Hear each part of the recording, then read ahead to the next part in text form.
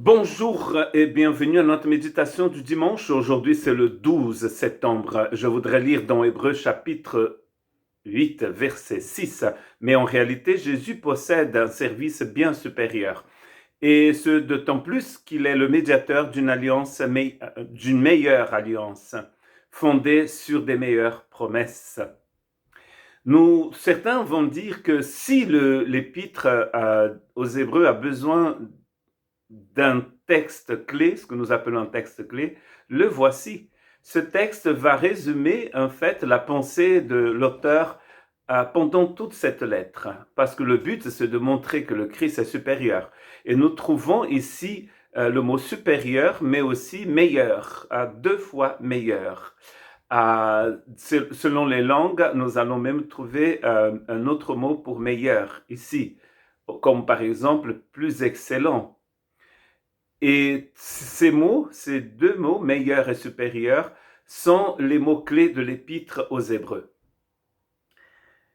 Et je voudrais voir avec vous trois choses qui montrent que le Christ est meilleur, est supérieur et son service est meilleur. Donc d'abord, son sacrifice est supérieur.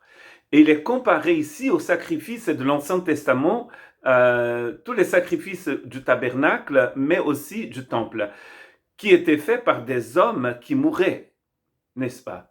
Et en fait, ces hommes s'offraient pas eux-mêmes, ils offraient des animaux. Et c'était temporaire. Pourquoi? Parce que eux, ils étaient, comme le texte va le dire, ils ne pouvaient pas vivre éternellement, ils mouraient. Et le même sacrifice était fait tous les ans. Donc ça voulait dire que ces sacrifices-là étaient juste de l'ombre, comme il va dire dans cet épître. Le Christ, en fait, quand il fait son service, il va s'offrir lui-même en sacrifice pour nous à la croix. Comme Paul dit en écrivant aux Galates, pour nous arracher au péché. Il s'est offert lui-même aussi pour que nous puissions devenir bénédiction de malédiction que nous étions. Il s'est fait malédiction à notre place. Donc le sacrifice du Christ est supérieur parce que il n'offre pas un animal, il n'offre pas autre chose, il offre lui-même et s'offre lui-même. Ensuite, son service est supérieur à ceux de l'Ancien Testament. Pourquoi il est supérieur?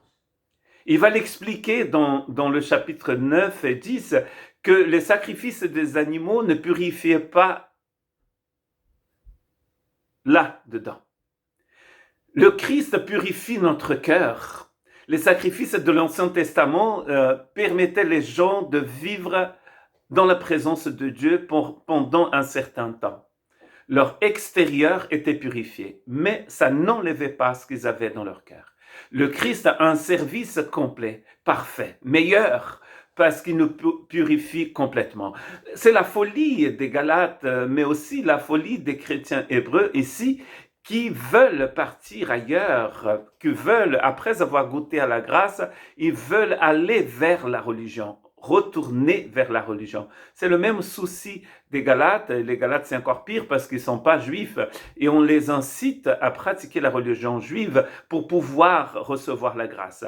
La grâce, c'est un cadeau. On ne peut pas la recevoir comme ça. On la reçoit comme un cadeau. Donc le Christ est supérieur parce qu'il offre un sacrifice parfait.